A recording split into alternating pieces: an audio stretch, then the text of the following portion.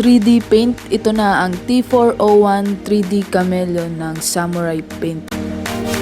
Bago tayo magsimulang magpintura mga samurai, lagi tayong magsisimula sa pagliliha para matanggal ang old or stock paint at para mas kumapit ang ating pintura.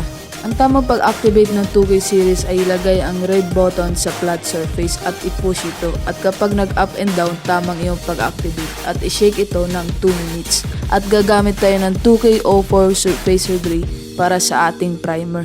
At 1 hanggang 2 oras ito pinapatuyo. Ito ang resulta ng ating 2K04 Surfacer Gray. At gagamit tayo ng 1000 grit na liha para kinisin ang ating 2K04 Surfacer Gray.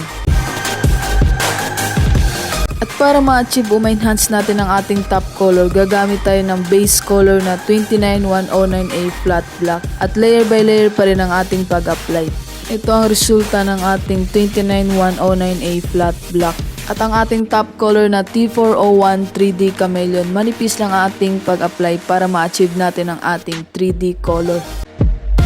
At ito ang naging resulta ng ating T401 3D Khameleon. At para may protection at mas glossy ang ating top color, gumamit tayo ng 2K01 Clear.